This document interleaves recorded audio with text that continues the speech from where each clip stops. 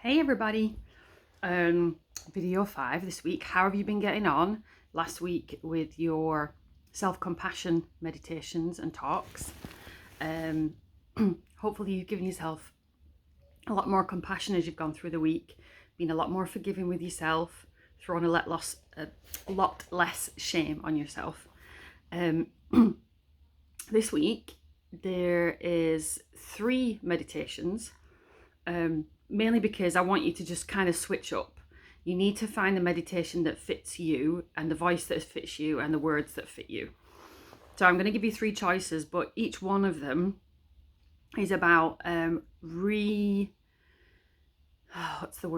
rethinking fear in your mind. When my anxiety was really bad and I was kind of like in the midst of the worst point of my breakdown, it was just constant fear 24/7 in my mind.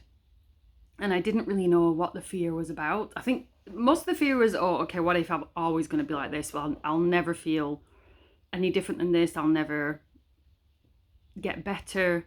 This would be my life. It was just fear of everything. And then you go through scenarios. What if I feel worse tomorrow? And what if I feel worse the day after that? And then the what ifs take over in your brain. And then I found a meditation that I feel I was guided to by the Spirit, called Fear Unmasked. And it helped me see fear in a different way. We tend to pile hate on emotions that we consider to be negative or shameful, or that bring emotions that aren't comfortable or aren't nice to experience.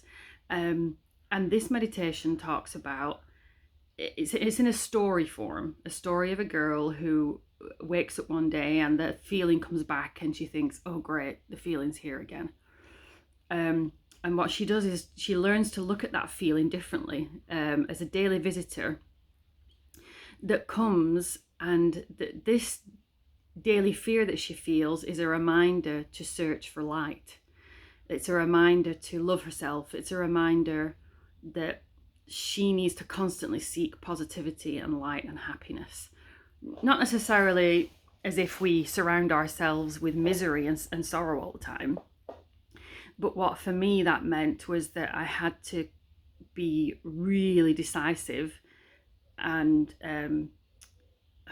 careful about what I listened to, what I read, all those things. So I introduced, if I was searching for more light, my prayers were better.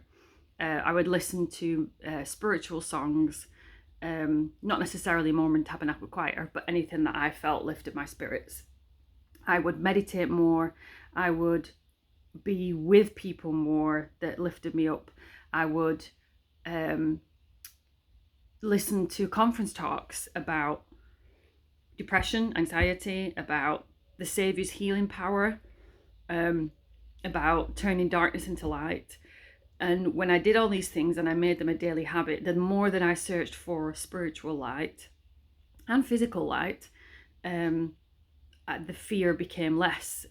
But also I learned to see that daily fear was just a reminder that, hey, have you searched for light today? And so I learned that instead of throwing hate upon this part of me, there's a part of me that's creating this fear. It's all coming from here with me. So why should I hate that part of myself in the same way people say, oh, I hate my nose, it's too big. I hate my figure. I don't like the fact that my hair is curly.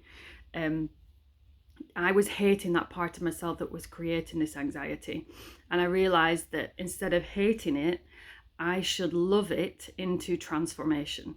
That once I began to be compassionate towards these feelings and the part of me that was creating them, I could transform that into something that would keep me on a path towards light and towards seeking spiritual experiences and being in holy places.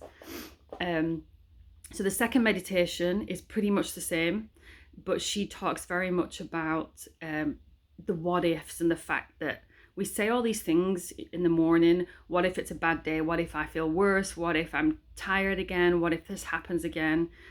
And the fact that she talks about, to be honest, we really don't know the future. There are some futures that are very, very rarely definite. But most of 99% of the future, or what's going to happen that day, um, and it isn't anything that we can change or decide, or anything that we know for sure.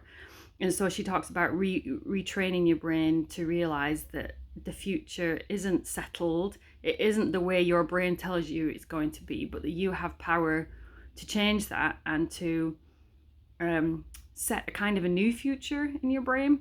That to get rid of the what ifs, what if it goes wrong, and think about what if it goes right? What if I have a great day? What if everything that I've asked for comes to pass this day, which may just be having a stable day, feeling some happiness, seeing a friend. And then the last meditation is called Faith Over Fear.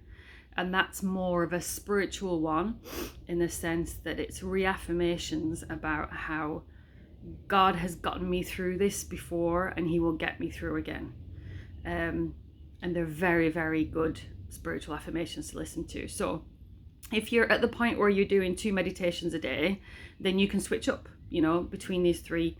Or if you're doing 1 meditation a day, then you can circulate them. So, you can do the fear unmasked, then the faith over fear, and then the last one about rephrasing fear.